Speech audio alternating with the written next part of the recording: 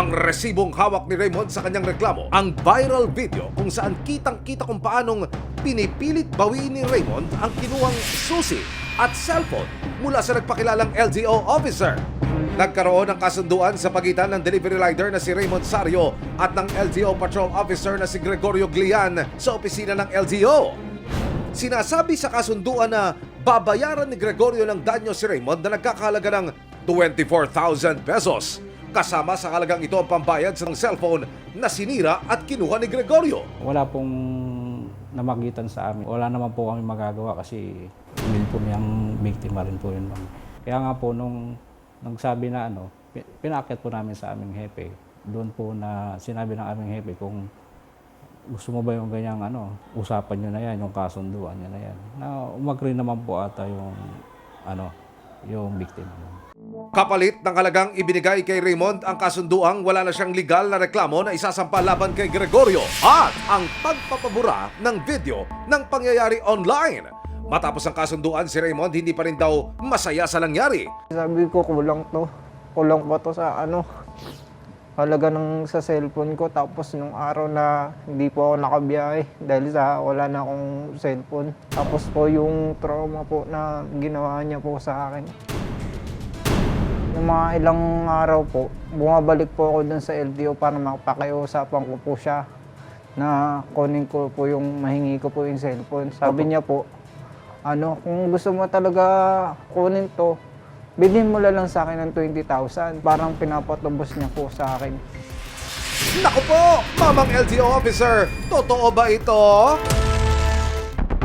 Sa tulong ng resibo, September 5, 2023, tuluyan ang nagsampa ng administrative complaint si Raymond laban kay Gregorio sa LTO main office. Yung ginawa mo sa akin, pagkuha mo ng baril sa sasakyan mo. At nito lamang September 13, 2023, muling nagkaharap sina Raymond at Gregorio sa PNP, San Jose del Monte, Bulacan. Dito na humingi ng tawad si Gregorio sa nagawa niya kay Raymond. Ako naman kasalanan ko yung sinira ko yung gamit niya, kaya willing naman ako nagtawad. Yun lang naman po hinihiling ko na yung pamilya ko po. Natatakot din kasi. Hindi, ba't matatakot? Magsabi ka kung magkano pa yung pwede natin itulong sa'yo, lapit ko na lang sa kanila, hihingi na lang din ako sa kanila. Parang tulong ko na lang din sa'yo. Para maayos na yan. Dahil po, isa din po akong anak na napakamanawin po sa magulang. Iintindihin ko po siya bilang tatay. Kasi tutusin lang, may mga anak din siya na umaasa sa kanya. Alam ko naman po yung mangyayari sa susunod dito kung ilalabang ko to. Baka sa kanya lahat tawad. Nagkaayos man ang dalawang panig pero hindi pa rin daw makalulusot sa kaso si Gregorio. Hindi siya related sa patrol, hindi rin siya part ng law enforcement at the time of the incident. Sa regional office po is pwede siyang mag-suspend for a period of 3 months. Na-file nyo siya sa central office, so pwedeng yung action na yon is not just for suspension but also for revocation. After hearing, for drafting na yung resolution, for signature na kung ano po ba, kung suspension ba or revocation ang maipapataw sa kanya because of the road rage incident. Depensa ni Gregorio. Pag overtake ko, huminto ako, bumaba ako. Umovertake na rin jeep. Nakita ngayon ako ng mga driver, kilala kasi ako eh. Sabi niya, "Sir, hulihin mo, kanina pa yan."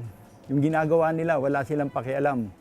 Na bumubusina na kami, hindi kami pinapansin. Ma'am, siyempre bilang isang LTO, sila na rin mismo nakita ako. Nilapitan ko. Paglapit ko sa kanila, sabi ko, bakit ganyan ang ginagawa nyo? Sir, nasira. Dapat hindi ganyan. Nagkukos kayo ng traffic. Sa huli, matinding pagsisisi ang nararamdaman ni Gregorio. Ngayon, humingi rin po ako ng, sabi ko, pasensya ka na kasi ikaw kasi. Pero kung binigay mo lang yung ORCR mo, tsaka yung lisensya mo, itatago ko lang. Kunwari, pinakita ko lang sa mga tao, dun sa mga driver na pag akala nila tinikita kita, pero ibabalik ko rin, sabi ko.